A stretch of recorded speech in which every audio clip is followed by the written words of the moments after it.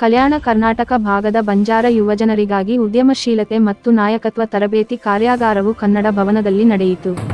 ಶೋಷಿತ ಸಮುದಾಯದ ಒಕ್ಕೂಟ ಸಂಚಾಲಕ ಅನಂತ ನಾಯ್ಕ ಕಾರ್ಯಕ್ರಮ ಉದ್ಘಾಟಿಸಿದರು. ಬಂಜಾರ ಸರ್ಕಾರಿ ಹಾಗೂ ಅರೆ ಸರ್ಕಾರಿ ನೌಕರರ ಸಂಘದ ಜಿಲ್ಲಾ ಅಧ್ಯಕ್ಷ ಸುನೀಲ್ ಕುಮಾರ್ ಚವ್ಹಾಣ ಅವರ ನೇತೃತ್ವದಲ್ಲಿ ಕಾರ್ಯಕ್ರಮ ಹಮ್ಮಿಕೊಳ್ಳಲಾಗಿತ್ತು.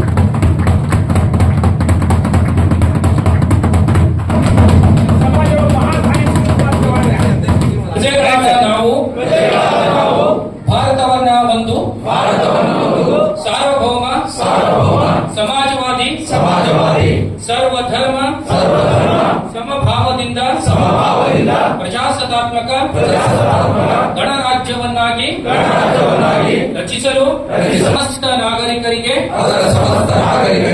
ಸಾಮಾಜಿಕ ಆರ್ಥಿಕ ಮತ್ತು ರಾಜಕೀಯ ನ್ಯಾಯ ವಿಚಾರ ಅಭಿವ್ಯಕ್ತಿ ವಿಶ್ವಾಸ ಮತ್ತು ಉಪಾಸನ ಸ್ವಾತಂತ್ರ್ಯ ಸ್ಥಾನಮಾನ ಹಾಗೂ ಮತ್ತು ವ್ಯಕ್ತಿ ಗೌರವವನ್ನು ರಾಷ್ಟ್ರದ ಏಕತೆಯನ್ನು ಹಾಗೂ ಅಖಂಡತೆಯನ್ನು ಸುನಿಶ್ಚಿತಗೊಳಿಸಿ ಅವರಲ್ಲಿ ಭಾತೃತ್ವದ ಭಾವನೆಯನ್ನು ವೃದ್ಧಿಗೊಳಿಸಲು ಶ್ರದ್ಧಾಪೂರ್ವಕ ಸಂಕಲ್ಪ ಮಾಡಿದವರಾಗಿ ಅತಿ ಸಂತೋಷದಿಂದ ನಮ್ಮ ಈ ಕಲಬುರಗಿ ಜಿಲ್ಲೆಯಲ್ಲಿ ಇಂಥ ಒಂದು ಕಾರ್ಯಾಗಾರ ನಾವು ಹಿಂದೆ ಮಾಡಿರಲಿಲ್ಲ. ಹಾಗಾಗಿ ನಮ್ಮ ಸಂಘದ ಒಂದು ಸಹಯೋಗದಿಂದ ಈ ಒಂದು ಕಾರ್ಯಾಗಾರ ಮಾಡಬೇಕು ಅಂತ ಹೇಳಿ ನಾವು ಎಲ್ಲ ಒಂದು ನಮ್ಮ ಬಂಜಾರ ನೌಕರರ ಸಂಘದ ಎಲ್ಲಾ ಪದಾಧಿಕಾರಿಗಳ ಜೊತೆ ನಾವು ಚರ್ಚೆ ಮಾಡಿ ಈ ಒಂದು ಕಾರ್ಯಾಗಾರ ಮಾಡೋಣ. ಕಲಬುರಗಿಯಲ್ಲಿ ಇಂಥ ಒಂದು ಕಾರ್ಯಕ್ರಮ ನಾವು ವಿದ್ಯಾರ್ಥಿಗಳಿಗೋಸ್ಕರ, ಇದು ಮೇನ್ ಆಗಿ ನಮ್ಮ ಯುವಕರಿಗೆ ಹಾಗೂ ವಿದ್ಯಾರ್ಥಿಗಳಿಗೋಸ್ಕರ ಈ ಕಾರ್ಯಕ್ರಮ ನಾವು ಇಲ್ಲಿ ಹಮ್ಮಿಕೊಂಡಿದ್ವಿ. ಎಲ್ಲ ನಮ್ಮ ಬೆಂಗಳೂರಿನ ನಮ್ಮ ಅಧ್ಯಕ್ಷರು ಮತ್ತೆ ಎಲ್ಲ ನಮ್ಮ ರಿಸೋರ್ಸ್ ಪರ್ಸನ್ ಸಂಪನ್ಮೂಲ ವ್ಯಕ್ತಿಗಳು ಬಂದಿದ್ದಾರೆ. ನಮ್ಮ ಎಲ್ಲ ಮಾಜಿ ಅಧ್ಯಕ್ಷರುಗಳೆಲ್ಲ ಬಂದಿದ್ದಾರೆ. ಈ ಒಂದು ಕಾರ್ಯಕ್ರಮ ಮಾಡಬೇಕು. ನಮ್ಮ ಕಲಬುರಗಿ ಜಿಲ್ಲೆಯಲ್ಲಿರುವಂತಹ ಯುವಕರು ಉದ್ಯಮಶೀಲತೆಯಲ್ಲಿ ಮುಂದೆ ಬರಬೇಕು. ಅವರಿಗೆ ಒಂದು ಉತ್ತಮ ರೀತಿಯಾದಂತ ನಮ್ಮ ಸಂಪನ್ಮೂಲ ವ್ಯಕ್ತಿಗಳು ಬಂದಿರ್ತಾರೆ. ಈ ಒಂದು ಕಾರ್ಯಾಗಾರದಲ್ಲಿ ಅವರು ಹಾಜರಾಗಿ ಅವರು ಹೇಳಿದಂತ ಒಂದು ಅವರು ಏನು ಹೇಳಿದ್ದಾರೆ ಅದನ್ನ ಫಾಲೋ ಮಾಡಿ ಒಂದು ತಮ್ಮ ಕ್ಷೇತ್ರದಲ್ಲಿ ಮುಂದೆ ಬರಬೇಕು ಹಾಗೂ ನಾಯಕತ್ವ ಗುಣವನ್ನು ಬೆಳೆಸಬೇಕು. ನಮ್ಮ ಯುವಕರು ಈ ಒಂದು ಕಾರ್ಯಾಗಾರದಲ್ಲಿ ಹಾಜರಾಗಿ ಈ ಒಂದು ಕಾರ್ಯಾಗಾರದ ಏನು ಮಾಹಿತಿ ಕೊಡ್ತಾರೆ ಅದನ್ನ ಉಪಯುಕ್ತವಾದಂತಹ ಮಾಹಿತಿಯನ್ನ ತಗೊಂಡು ತಮ್ಮ ಜೀವನದಲ್ಲಿ ಅಳಿಸ್ಕೊಳ್ಬೇಕು. ಯಾಕಂದ್ರೆ ನಮ್ಮ ಹಿಂದುಳಿದ ಭಾಗ ಈ ಒಂದು ಕಲ್ಯಾಣ ಕರ್ನಾಟಕದ ಎಲ್ಲಾ ನಮ್ಮ ಯುವಕರು, ನಮ್ಮ ಬಂಜಾರ ಯುವಕರಿದ್ದಾರೆ, ಅವರೆಲ್ಲ ಪದವಿ, ಸ್ನಾತಕೋತ್ತರ ಪದವಿ, ರಿಸರ್ಚ್ ಎಲ್ಲ ಮಾಡ್ತಾ ಇದ್ದಾರೆ, PhD ಎಲ್ಲ ತಗೊಂಡಿದ್ದಾರೆ. ಅವರಿಗೆ ಒಳ್ಳೆಯ ಒಂದು ಮಾರ್ಗದರ್ಶನ ಕೊಡಬೇಕು. ಅವರು ತಮ್ಮ ವ್ಯಕ್ತಿತ್ವ ವಿಕಸನ ಆಗ್ಬೇಕು.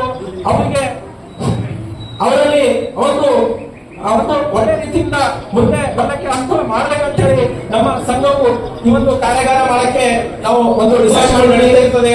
ಆ ಗೋಷ್ಠಿಯಲ್ಲಿ ಹೇಳಿದಂತ ವಿಷಯಗಳ ಬಗ್ಗೆ ತಾವು ತಿಳ್ಕೊಂಡು ತಮ್ಮ ಜೀವನದಲ್ಲಿ ಅಳವಡಿಸಿಕೊಂಡು ಮುಂದೆ ತಾವು ತಮ್ಮ ಜೀವನದಲ್ಲಿ ಮುಂದೆ ಪ್ರಗತಿ ಹೊಂದಬೇಕು. ಈ ಒಂದು ಕಾಲದಲ್ಲಿ ಬಹಳಷ್ಟು ಕಾಂಪಿಟೇಟಿವ್ ಯುಗ ಇದೆ.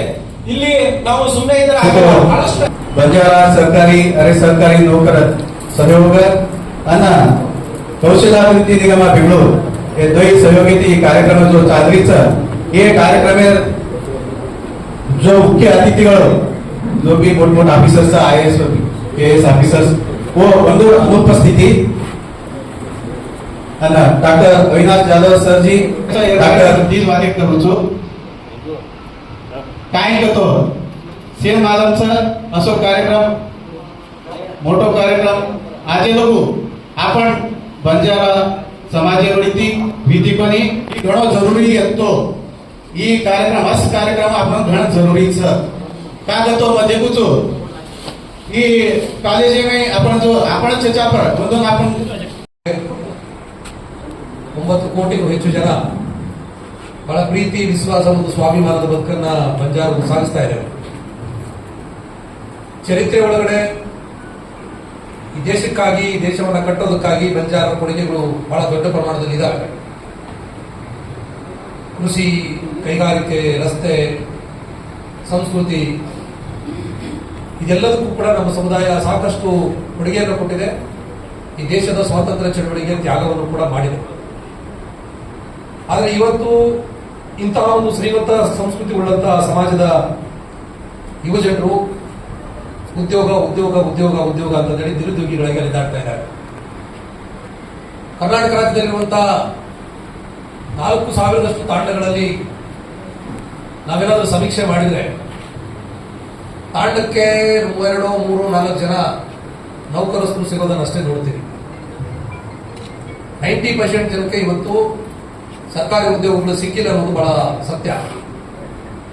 ಸೇಮ್ ಟೈಮ್ ಸಿಕ್ಕಿರುವ ಉದ್ಯೋಗಗಳು ಯಾವುದು ಅಂತ ಹೇಳಿದ್ರೆ ಅವು ಈ ಡಿ ಮತ್ತು ಸಿ ಗ್ರೂಪಿನ ಉದ್ಯೋಗಗಳು ಮಾತ್ರ. ಎ ಗ್ರೂಪು ಡಿ ಗ್ರೂಪಿನ ಉದ್ಯೋಗಗಳು ಇವತ್ತು ಕೂಡ ನಮ್ಮಲ್ಲಿ ಇನ್ನೂ ಪಡ್ಕೊಳ್ಳೋದಕ್ಕಾಗಲಿಲ್ಲ. ಕರ್ನಾಟಕ ರಾಜ್ಯದಲ್ಲಿ ರಾಜ್ಯ ಸರ್ಕಾರದ ಅಂಕಿಅಂಶಗಳನ್ನು ತಗೊಂಡು ಮಾತನಾಡೋದಕ್ಕೆ ಹೋದ್ರೆ ಕರ್ನಾಟಕ ಕೇಡರ್ನಲ್ಲಿ IAS IPS ಎಷ್ಟು ಜನ ಆಗಿದ್ದಾರೆ ಅಂತ ಹೇಳಿ ಪಟ್ಟಿ ತಗೊಂಡ್ರೆ ನಮಗೆ ಬಹಳ ನಿರಾಸೆ ಆಗುತ್ತೆ. ಒಬ್ಬರಿಬ್ರು IAS ಮತ್ತು IPS ಆಫೀಸರ್ಗಳು ಕರ್ನಾಟಕದಲ್ಲಿ ಇದ್ದಾರೆ, ಬಂಜಾರ ಸಮುದಾಯದವರು. ಆದ್ರೆ ಅವರು ತೆಲಂಗಾಣ ಕೇಡರ್ನು, ಕರ್ನಾಟಕದವರಲ್ಲ. ಹಾಗಾಗಿ ಸರ್ಕಾರದ ಆಯಕಟ್ಟಿನ ಜಾಗಗಳಲ್ಲಿ ಇವತ್ತು ನಾವು ಹೋಗೋದಕ್ಕಾಗಿಲ್ಲ. ನಾನೊಬ್ಬ ಕಾನೂನು ವಿದ್ಯಾರ್ಥಿಯಾಗಿದ್ದೇನೆ, ಕೋರ್ಟ್ಗಳನ್ನು ನೋಡ್ತೇನೆ. ಅದು ಹೈಕೋರ್ಟ್ನಿಂದ ತಳಮಟ್ಟದ ಕೋರ್ಟ್ವರೆಗೂ ಕೂಡ ನಮ್ಮವರ ಜಡ್ಜ್ಗಳಾಗಿ, ವಕೀಲರಾಗಿ, ಕಾನೂನು ಇಲಾಖೆಯ ನೌಕರರಾಗಿ ಬಹಳ ಬೆರಳಿಕೆ ಅಷ್ಟೇ ಇರೋದನ್ನು ನೋಡ್ತೀವಿ ನಾವು. ಆದರೆ ದಿನನಿತ್ಯ ಲಂಬಾಣಿಗಳ ಮೇಲೆ, ದಲಿತರ ಮೇಲೆ ದೌರ್ಜನ್ಯಗಳು, ದಾಳಿಗಳು ನಡೀತಾ ಇದ್ರು ಕೂಡ ಅವ್ರನ್ನ ಎದುರಿಸೋದಕ್ಕೆ, ಅದನ್ನು ಪ್ರೊಟೆಕ್ಟ್ ಮಾಡ್ಕೊಳ್ಳೋದಕ್ಕೆ ನಮ್ಗೆ ಸಾಧ್ಯ ಆಗ್ತಾ ಇಲ್ಲ. ಉದ್ಯೋಗ ಇವತ್ತು ಬಹಳ ಮುಖ್ಯವಾಗಿ ಬೇಕಾಗಿದೆ. ಆದರೆ ಉದ್ಯೋಗ ಅನ್ನುವಂಥದ್ದು ಇವತ್ತು ಬರೀ ಸರ್ಕಾರಿ ಸ್ವಾಮ್ಯದ ಉದ್ಯೋಗ ಅಷ್ಟು ಉಳಿದಿಲ್ಲ. ಕೇವಲ 2% ಮಾತ್ರ ಸರ್ಕಾರಿ ಉದ್ಯೋಗಗಳಿದ್ದಾವೆ. ಇನ್ನು ಮಿಕ್ಕಿದಂಗೆಲ್ಲ ಖಾಸಗಿ ಉದ್ಯೋಗಗಳು, ಖಾಸಗಿ ಕ್ಷೇತ್ರ. ಈ ಖಾಸಗಿ ಕ್ಷೇತ್ರದಲ್ಲಿ ಮೀಸಲಾತಿ ಇಲ್ಲದೆ ಇರುವಂತಹ ಕಾರಣದಲ್ಲಿ ಇವತ್ತು ಅಲ್ಲಿ ಪ್ರವೇಶ ಪಡ್ಕೊಳ್ಳೋದು ನಮಗಿನ್ನೂ ಸಾಧ್ಯ ಆಗಿಲ್ಲ. ಆದರೆ ವ್ಯಾಪಕವಾಗಿ ಬಿಡ್ತಾ ಇರುವಂತಹ ಈ ಖಾಸಗಿ ಕ್ಷೇತ್ರದ ಉದ್ಯೋಗಗಳನ್ನು ಪಡ್ಕೊಳ್ಬೇಕಂತಂದ್ರೆ ನಮ್ಮ ಯುವಕರಿಗೆ ನಾವು ಕೌಶಲ್ಯವನ್ನು ತುಂಬಬೇಕಾಗಿದೆ. ನಮ್ಮ ಯುವಕರಲ್ಲಿ ನಾವು ಆತ್ಮವಿಶ್ವಾಸವನ್ನು ತುಂಬಬೇಕಾಗಿದೆ. ನಮ್ಮ ಯುವಕರಿಗೆ ವಿಜ್ಞಾನ ತಂತ್ರಜ್ಞಾನದ ತರಬೇತಿಗಳನ್ನು ಕೊಡಬೇಕಾಗಿದೆ. ಈ ಕೆಲಸವನ್ನ ಯಾವುದೋ ಸರ್ಕಾರ ಮಾಡುತ್ತೆ, ಯಾರೋ MLA ಮಾಡ್ತಾರೆ, ಯಾರೋ MP ಮಾಡ್ತಾರೆ ಅಂತ ಹೇಳಿ ಕೈ ಕಟ್ಟಿ ಕೂತ್ಕೊಳ್ಳುವಂತ ಸಂದರ್ಭ ಇದು ಅಲ್ಲ. ಯಾರು ನಾವು ಈ ಸಮಾಜದ ಜಾತಿ ಪ್ರಮಾಣ ಪತ್ರದ ಕಾರಣಕ್ಕಾಗಿ, ಸಮಾಜದ ಕಾರಣಕ್ಕಾಗಿ 4 ಅಕ್ಷರ ಕಲ್ತಿದೀವಿ, 10 ರೂಪಾಯಿ ದುಡಿಮೆ ಮಾಡ್ತಾ ಇದೀವಿ, ಯಾವುದೋ ಸಣ್ಣ ಪುಟ್ಟ ನೌಕರಿ ಮಾಡ್ಕೊಂಡು ಜೀವನ ಮಾಡ್ತಾ ಇದೀವಿ, ನಾವೇ ಹೊಣೆಗಾರಿಕೆಯನ್ನು ಹೊತ್ತು ನಮ್ಮ ತಾಂಡದ ಮಕ್ಕಳನ್ನ ಖಾಸಗಿ ಕ್ಷೇತ್ರದಲ್ಲೂ ಸರ್ಕಾರಿ ಕ್ಷೇತ್ರದಲ್ಲೂ ಅವರು ಉದ್ಯೋಗಿಗಳಾಗಿ ದುಡಿಯೋದಕ್ಕೆ ಬೇಕಾಗುವಂತಹ ಮಾರ್ಗದರ್ಶನ ಕೊಡೋ ಜವಾಬ್ದಾರಿ ನಾವು ನೀವೆಲ್ಲರೂ ಹೋಗಬೇಕಾಗುತ್ತೆ.